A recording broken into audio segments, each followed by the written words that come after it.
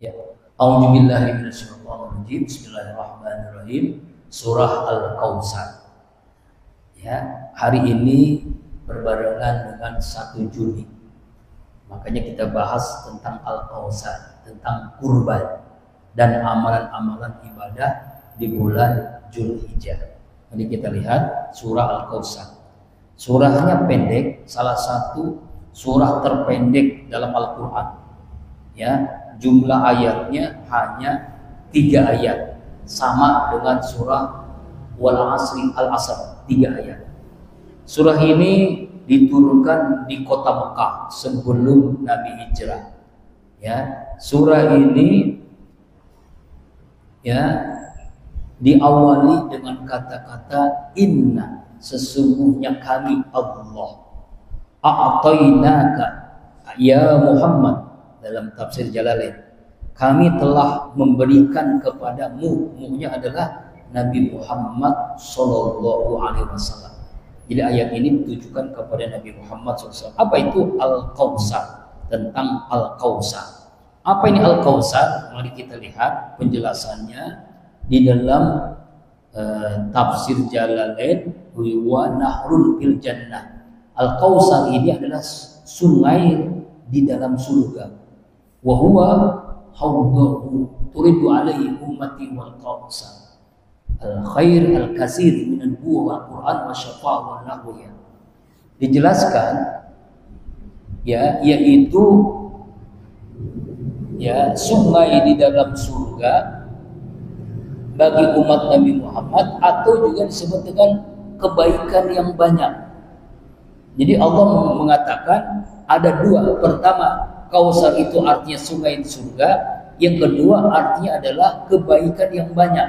Ya, apa kebaikan yang banyak dari Rasulullah? Yaitu kenabian, Quran, syafa'ah. Rasul sebagai nabi dan Allah mewahyukan memberikan Al-Quran dan bisa memberikan syafa'ah, pertolongan. Itu Rasulullah. Dijelaskan juga dalam tafsir Ibnu Katsir.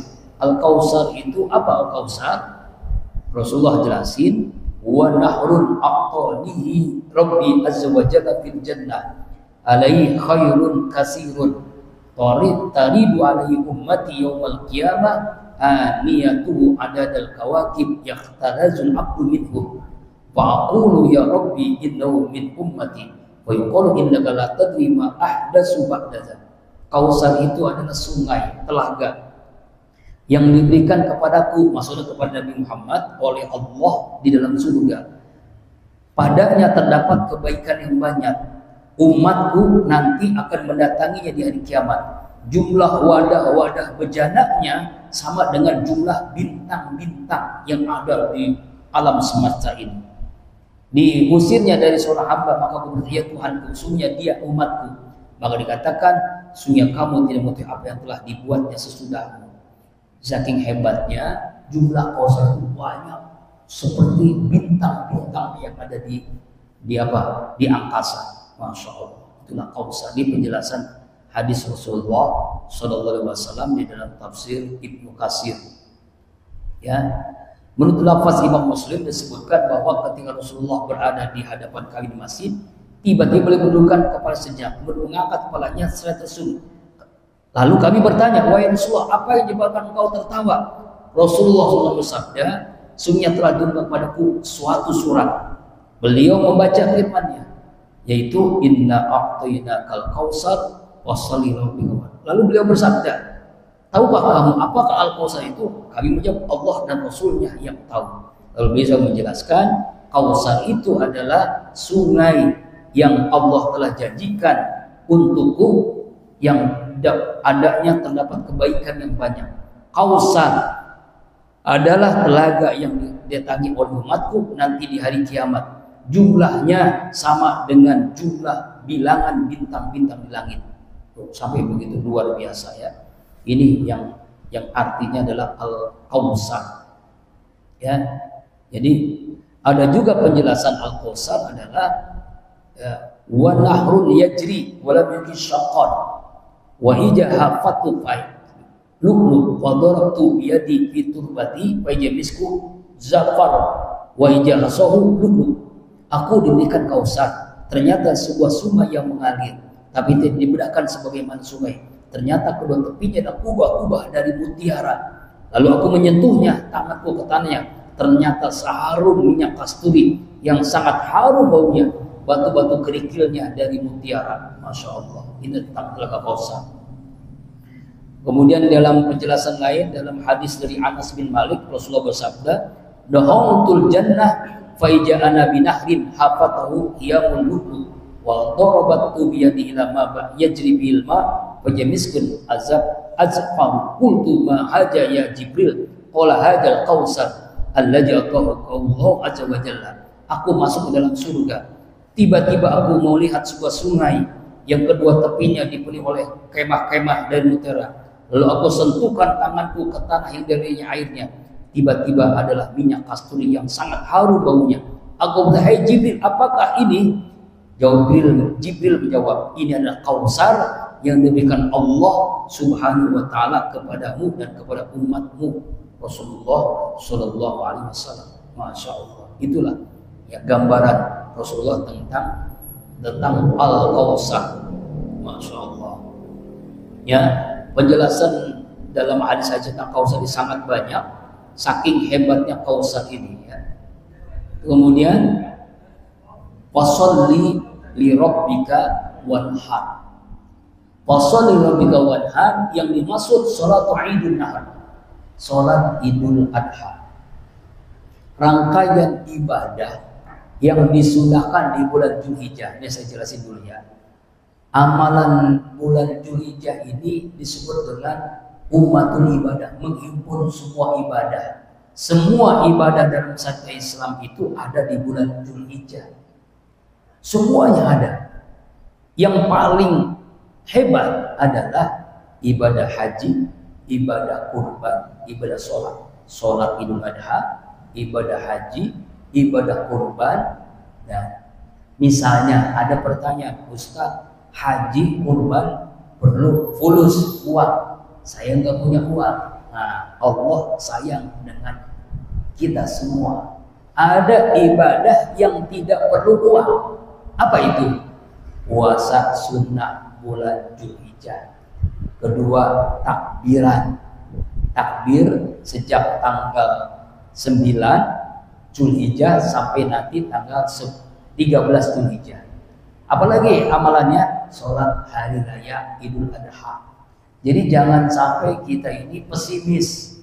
Kita nggak punya uang, tapi nggak mau ibadah. Padahal ada ibadah lain yang bisa kita lakukan. Tapi memang bulan Dzulhijjah ini ibadah yang paling ditekankan adalah kurban dan ibadah haji. Sekarang jemaah haji kan sudah menuju ya melaksanakan ya rukun Islam yang kelima. Ya, memang masih ini baru tanggal 1, kalau gelombang kedua ini nanti umroh wajib. Umroh dulu baru haji. Makanya dia wajib bayar dam. Ya. Nanti ada istilah-istilah haji tamattu, haji qiraan, haji. Nah, itu dalam manasik haji ya. Penjelasan begini. Ibadah haji, ibadah kurban, ibadah puasa, ibadah zikir itu ternyata ada di bulan Dzulhijjah. Sehingga dalam hadis Abu Bakar As-Siddiq, "Sahroni la yanqusani." 2 bulan yang tidak ada kekurangan, yang ada keistimewaan utamaan, bulan Dzulhijjah dan bulan Ramadan. Bulan Ramadan kita dilalui, bulan Dzulhijjah hari ini dimulai ini. Jadi bulan ini kita tidak mampu melaksanakan kurban dan haji, ibadahnya puasa. Ya, nggak mampu puasa, jangan melakukan hal-hal maksiat di bulan ini. Ibadah dilakukan di bulan Dzulhijjah, pahala berlipat ganda sama dengan bulan Ramadan. Kita infak, kita sedekah, kita zikir, pahalanya berlipat ganda. Kita baca Quran hari ini. Kita maksiat, nauzubillah, dosanya berlipat-lipat ganda. Nah, kembali lagi ke surah Al-Kausar. Setelah Allah memberikan nikmat yang banyak berupa telaga Kausar, bagaimana cara mendapatkannya? Washolli, sholatlah, wanhar, dan berkurbanlah. Wanhar, nahar. Istilah-istilah kurban ini banyak. Saking istimewanya ibadah kurban, karena istilah pun banyak. Ada namanya udhiyah, ada namanya kurban, ada namanya nahar. Ini kan nahar kan namanya nahar. Itu sama. Ya, maknanya sama kurban. Yaitu menyembelih hewan di hari Idul Adha dan hari Tasyrik. Syarat-syarat kurban. Nah, ini sekilas ya. Pertama, syarat keyakinan. Seorang yang berkurban harus muslim. Yang menyembelih harus muslim. Kalau yang kurban dari orang kafir tidak sah, tidak diterima. Yang menyembelih pun tidak sah dan tidak diterima. Bahkan diusahakan yang menyembelih ini sholat 5 waktu di masjid agar kurbannya benar-benar diterima oleh Allah Subhanahu wa ta'ala. Yang kedua, syarat binatang. Binatangnya sudah ditentukan, yaitu kambing, sapi, dan onta. Binatang yang lain tidak sah. Misalnya kuda, soang, ayam, nggak bisa. Harus binatang yang sudah ditentukan. Umurnya, ya, kalau onta 5 tahun kalau nggak salah, nggak ada sih ya. Kalau kambing 6 bulan sudah boleh, yang penting gemuk 1 tahun. Tapi jenisnya mesti jantan. Boleh nggak betina? Boleh kalau tidak ada. Kalau tidak ada, usahakan yang jantan. Ya. Kemudian yang berikutnya syarat waktu. Waktu penyembelihannya selesai sholat, makanya wasolli sholat Idul Adha wadhan berkurban. Sholat dulu berkurban. Tidak sah kurban sebelum sholat. Kapan waktu terakhirnya? Yaitu tanggal 13 bulan Dzulhijjah. 10, 11, 12, 13 sebelum sholat, sebelum maghrib sholat. Ya, itu syaratnya. Bagaimana cara pelaksanaannya? Dengan membaca Bismillah Allahu Akbar. Tidak sah kurban yang menyembelih itu dengan membaca selain yang diajarkan oleh Rasulullah. Misalnya tidak layak, bukan tidak sah, tidak beradab. Bismillahirrahmanirrahim, nggak boleh. Harus Bismillahi Allahu Akbar. Ya, tidak etik, tidak akhlak, berakhlak. Kenapa? Nama Ar-Rahman Ar-Rahim tidak layak untuk menyembelih. Kemudian apa lagi? Syarat pembagiannya. Berbeda dengan zakat. Kurban itu pembagiannya sepertiga. Sepertiga untuk orang yang berkurban, sepertiga untuk fakir miskin, sepertiga untuk masyarakat sekitar, baik yang miskin, yang kaya, yang muslim atau yang kafir. Silakan bagikan. Itulah kurban. Ya, supaya di hari raya Idul Kurban ini semua orang bisa menikmati. Makanya disebut dengan Yaumun Aklin wa Surbin, hari makan, hari minum. Tanggal 10 sampai tanggal 13 hari makan, hari minum. Dan hari zikir. Kenapa hari zikir? Disunahkan kita bertakbir dari sejak 9 Dzulhijjah sampai tanggal 13 bulan Dzulhijjah. Washolli li rabbika wanhar. Kurban ini sejarahnya panjang. Sejak Nabi Adam alaihissalam, Qabil dan Habil, kemudian yang paling inti adalah Nabi Ibrahim ketika menyembelih Ismail, disempurnakan oleh Nabi kita Muhammad sallallahu alaihi wa alihi wasallam. Ya, jadi sholat dan kurban. Washolli diruna. Sholat hari raya Idul Adha itu ya sama dengan sholat Idul Fitri. Bedanya adalah apa? Niatnya. Caranya sama. Caranya sama ya, yaitu sholat dulu baru khutbah. Beda dengan Jumat. Sholat dulu baru khutbah. Kalau Jumat, nanti sholat Jumat, khutbah dulu baru sholat. Ya, makanya mungkin kebanyakan nanti di Idul Adha-nya di Jumat, bisa jadi menyembelihnya ya tanggal 11-nya. Khawatir kita waktu sholat Jumat, ya kan? Atau setelah sholat Jumat misalnya bisa gitu ya. Ada hal-hal yang sunnah, misalnya mandi sholat Idul Adha, kemudian berpakaian baru sunnah, pakai wangi-wangian sunnah, mungkin ya udah beli baju baru, beli baju baru sunnah ya, pakai wangi-wangian, kemudian tidak makan dulu ya, kecuali nanti daging kurban makannya, itu sunnahnya. Jamaah rahimakumullah, kurban itu kan artinya dekat. Orang yang berkurban maka dia akan dekat dengan Allah, dekat dengan rahmat kasih sayang Allah, dekat dengan ampunan Allah, dekat dengan inayah Allah, pertolongan Allah, dekat dengan berkahnya Allah, dekat dengan ridhonya Allah subhanahu wa ta'ala. Makanya ada kurban dan poligami.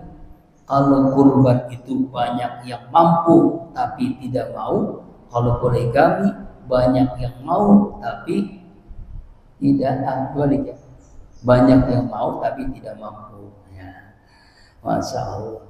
Nah kembali lagi, inna syani'aka wal abtar, sesungguhnya yang membencimu dia adalah orang yang terputus. Apa maksudnya?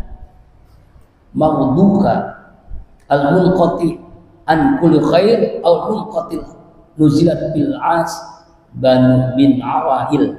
Nah, ini begini, Rasulullah SAW ini ya, ketika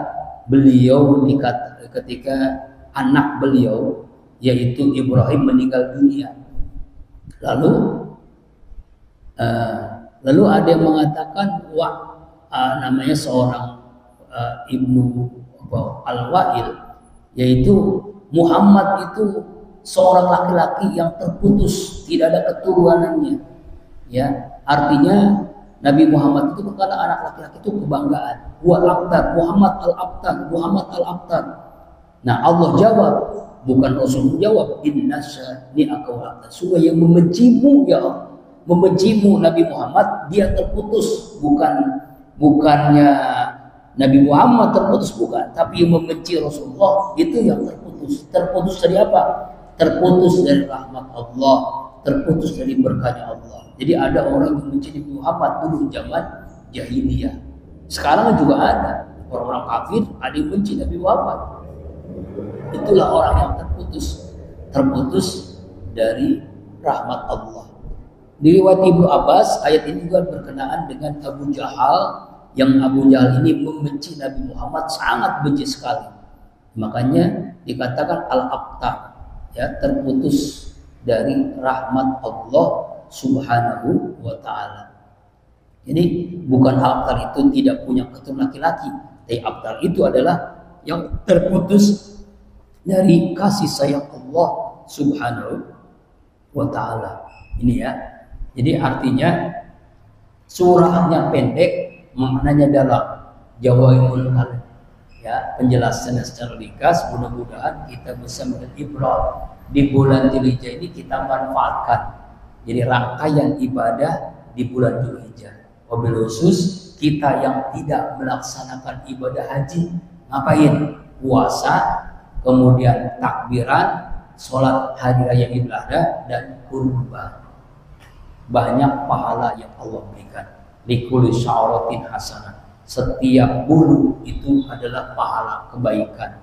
Bahkan menjadi kendaraan melewati jembatan Sirat dengan kurban itu. Mudah-mudahan kita bisa mengamalkannya surah Al-Kautsar ini. Amin. Ya Allah ya Rabbal Alamin.